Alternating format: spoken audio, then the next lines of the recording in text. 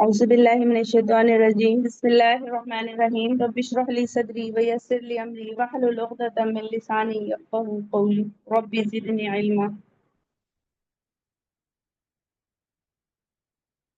الحمدللہ آج ہم لوگ 23 نمبر کی حدیث سیکھیں گے. نبی صلی اللہ علیہ وسلم نے فرمایا ہے میں تمہارے درمیان دو چیزیں چھوڑے جا رہا ہوں، جب تک تم ان کو مضبوطی سے پکڑے رہو گے کبھی گمراہ نہ ہوگے، اللہ کی کتاب اور میری سنت. تو ہمیں نبی صلی اللہ علیہ وسلم کی سنتوں کو پڑھنے کے لیے حدیث پڑھنا چاہیے.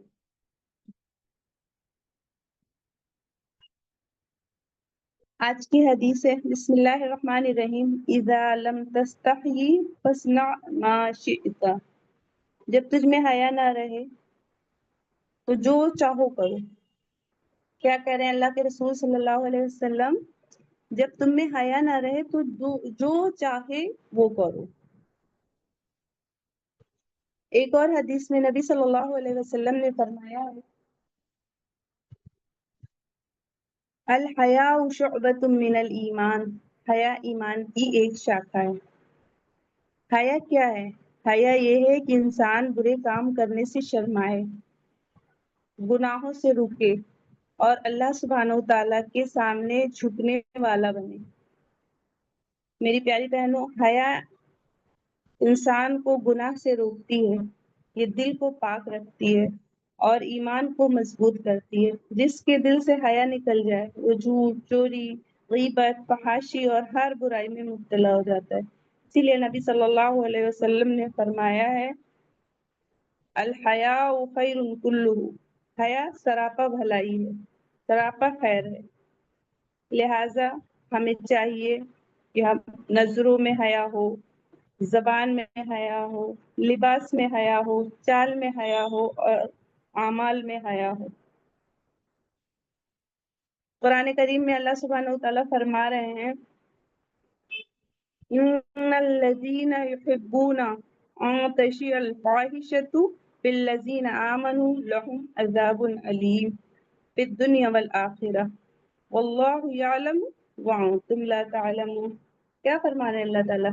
یاد رکھو کہ جو لوگ یہ چاہتے ہیں کہ ایمان والوں میں بے حیائی پھیلے ان کے لیے دنیا اور آخرت میں دردناک عذاب ہے، اور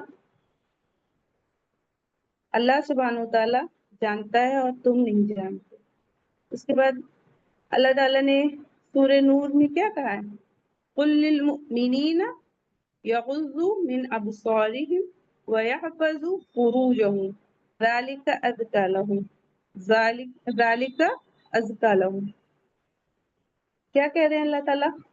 مومن مردوں سے کہہ دو کہ وہ اپنی نگاہیں نیچی رکھیں اور اپنی شرمگاہوں کی حفاظت کریں، یہی ان کے لیے پاکیزہ ترین طریقہ ہے.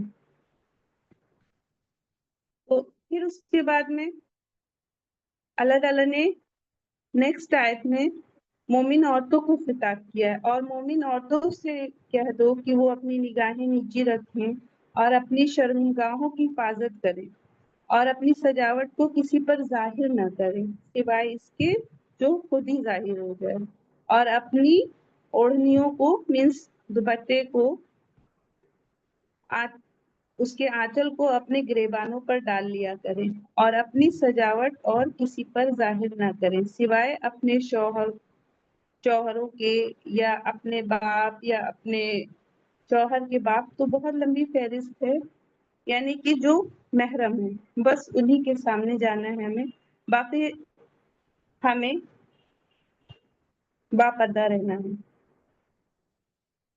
تو اس کا کیا خلاصہ نکلا، کیا آؤٹ پٹ نکل کے آ رہا ہے؟ حیا ایمان کا زیور ہے، حیا برائی سے بچاتی ہے. بے حیائی برائی کی روٹ ہے، جڑ ہے. جس میں حیا نہیں اس کا ایمان ناقص ہے. تو modesty is the beauty of faith. Immodesty is not good for any society. کسی بھی سوسائٹی کے لیے بے حیائی اچھی چیز نہیں ہے. ایک ہیلدی معاشرے کے لیے حیا کا ہونا بہت ضروری ہے۔ اللہ تعالیٰ سے دعا ہے اللہ ہمیں ایمان کے زیور سے آراستہ فرما اور ہمیں حیا سے مزین لوگوں میں شامل فرما، بے حیائی فحاشی سے ہم سب کی حفاظت فرما، آمین۔ وآخر دعوانا الحمد للہ رب العالمین۔ السلام علیکم ورحمۃ اللہ وبرکاتہ۔